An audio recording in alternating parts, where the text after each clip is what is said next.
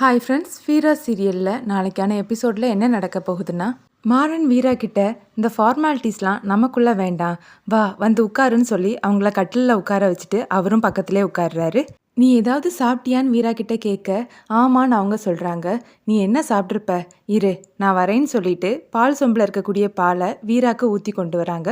3 litre பாலை 3 மணி நேரமாக காய்ச்சி தானே அத்தை கொடுத்து விட்டுருக்கோன்னு மாறன் கேட்க, ஆமான்னு வீரா சிரிக்கிறாங்க. சரி, எல்லாரும் பண்ணுறது மாதிரி நம்மளும் அதையே ஃபாலோ பண்ண வேண்டாம். புருஷன் குடிச்சதுக்கு அப்புறம் தான் பொண்டாட்டி குடிக்கணும்னு கிடையாது.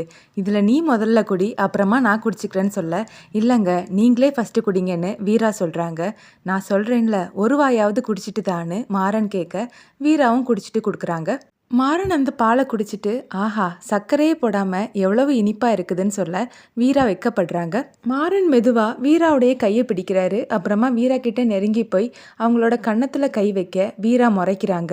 என்ன ஃபேஸ் ரியாக்ஷன் மாறுதுன்னு சொல்லும்போதே வீரா அவரோட கன்னத்தில் ஓங்கி அறையிறாங்க.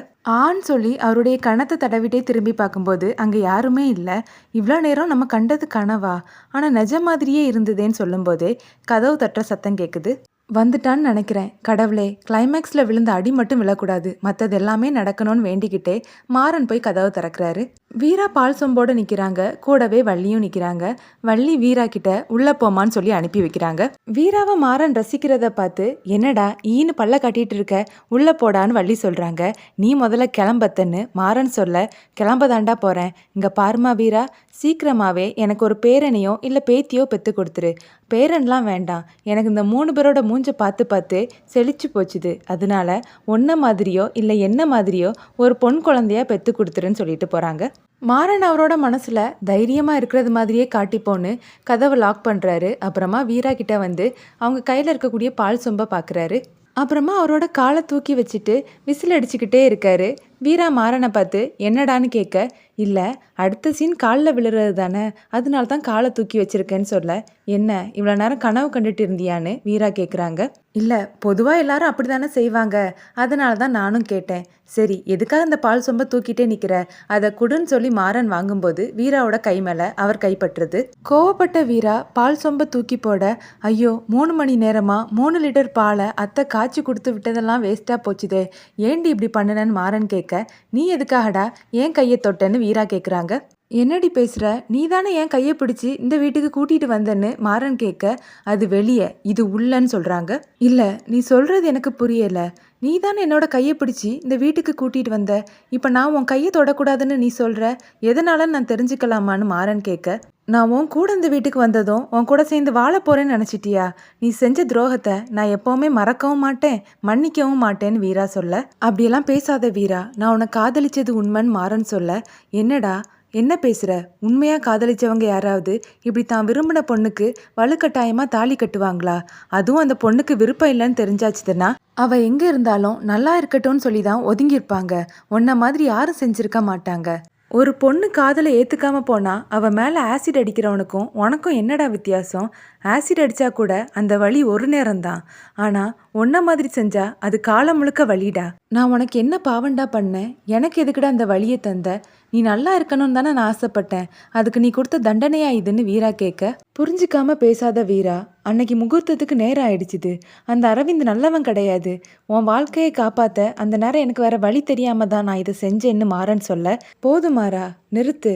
இந்த கல்யாணத்தை நிறுத்தணும்னு நீ நினச்சிருந்தா எத்தனையோ வழி இருக்குது, ஆனால் நீ உன் மனசில் இருக்கக்கூடியதை செய்யணும்னு சொல்லி தான் இப்படி பண்ணியிருக்கன்னு வீரா சொல்கிறாங்க. அப்புறம் எதுக்காக என்னை உன் வீட்டிலேருந்து இங்கே கூட்டிகிட்டு வந்த? உன் மனசு மாறது வரைக்கும் நான் அங்கேயாவது இருந்திருப்பேன். நீ தேவையில்லாமல் என் அத்தைக்கு, உன் அம்மாவுக்கு, தங்கச்சிக்குன்னு எல்லாருக்குமே பெரிய நம்பிக்கையை கொடுத்துட்டு வந்திருக்க. இப்படி நீ பண்ணுறது அவங்கள ஏமாத்துறது மாதிரி ஆயிடாதான்னு மாறன் கேட்க, ஆமாம் இவர் பெரிய உத்தமர், இவர் பொய்யே சொல்ல மாட்டார்னு வீரா கேட்குறாங்க. மாறன் எதுவும் பேசாமல் அமைதியாக நிற்க, என் அம்மா மாதிரி இருக்க, என் அம்மா மாதிரி இருக்கன்னு சொல்லி எனக்கே நீ துரோகம் பண்ணிட்டலன்னு வீரா கேட்க, அதை கேட்டு அவர் கண் கலங்குறாரு.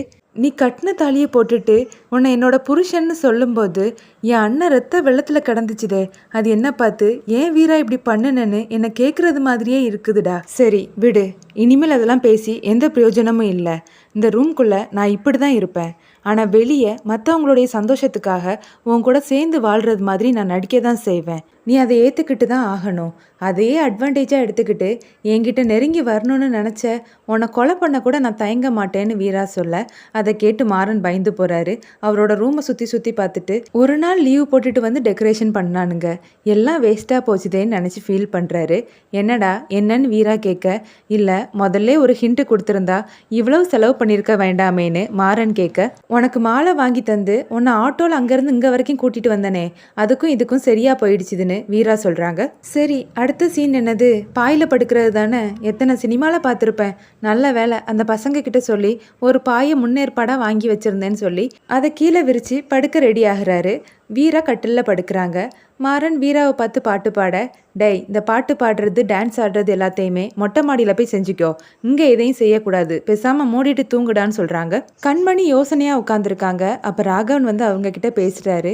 இங்கே பார் கண்மணி, வீராவே இப்போ மாறனை ஏற்றுக்கிட்டா, அதனால நம்மளும் அவங்களுக்கு சப்போர்ட்டாக தான் இருக்கணும்னு சொல்ல, நான் மாமாவோட பேச்சை மீற மாட்டேன்னு கண்மணி சொல்கிறாங்க. இல்லை கண்மணி, நீ சொன்னால் கண்டிப்பாக அப்பா ஏற்றுப்பாருன்னு ராகவன் சொல்ல, இல்லைங்க என் தங்கச்சியே முழுசாக உங்கள் தம்பியை இன்னும் ஏற்றுக்கலை, வேற ஏதோ இருக்குது, நான் என்னைக்குமே அவங்களுக்கு சப்போர்ட்டாக நிற்க மாட்டேன்னு சொல்லிட்டு கண்மணி அங்கேருந்து எழுந்து போயிடுறாங்க. காலையில் வள்ளி பால்காரர்கிட்ட எக்ஸ்ட்ரா பால் கேட்டு வாங்குறாங்க. ஓ உங்கள் சின்ன மருமகனும் அந்த பொண்ணு வந்துட்டாங்கல்ல, அதனால தான் எக்ஸ்ட்ரா பால் வாங்குறீங்களான்னு பால்காரன் கேட்க, ஊரில் உள்ள கதை எல்லாமே உனக்கு மட்டும்தான் தெரியுதுன்னு வள்ளி சொல்லிட்டு போகிறாங்க. அடுத்ததாக பாத்திர கடைக்காரரை வர வச்சு பாத்திரம் எல்லாமே புதுசாக வாங்கிட்டு இருக்காங்க. இதை பார்த்த மாறன், அத்தை நம்ம வீட்டிலையே 100 பேர் வந்தாலும் கூட சமைச்சு போடுறதுக்கு பாத்திரம் இருக்குது, அதுக்கப்புறம் இதுக்காக நீ புதுசாக வாங்குறேன்னு கேட்க, என்னடா அதுக்குள்ளே மறந்துட்டியா, உன் அப்பா தான் நாட்டாமா மாதிரி உன்னை ஊரை விட்டே ஒதுக்கி வச்சிருக்காரு, இவன் கூட பேசக்கூடாது பழகக்கூடாதுன்னு, அதனால நீயும் வீராவும் தான் தனியாக சமைச்சு சாப்பிடணும்னு சொல்கிறாங்க. அவ எங்கே எனக்கு சமைச்சு போட போறான்னு மாறன் புலம்ப, என்னடா முணுமுணுக்கிறேன்னு வள்ளி கேட்குறாங்க. ஒன்றும் இல்லை அத்தை, என் பொண்டாட்டி கையால் சமைச்சு சாப்பிட உங்கள் யாருக்கும் கொடுத்து வைக்கலன்னு மாறன் சொல்ல, அதுக்கு என்னடா நான் யாருக்கும் தெரியாமல் அப்பப்போ வந்து சாப்பிட்டுக்கிறேன்னு வள்ளி சொல்ல இந்த எபிசோட் முடியுது.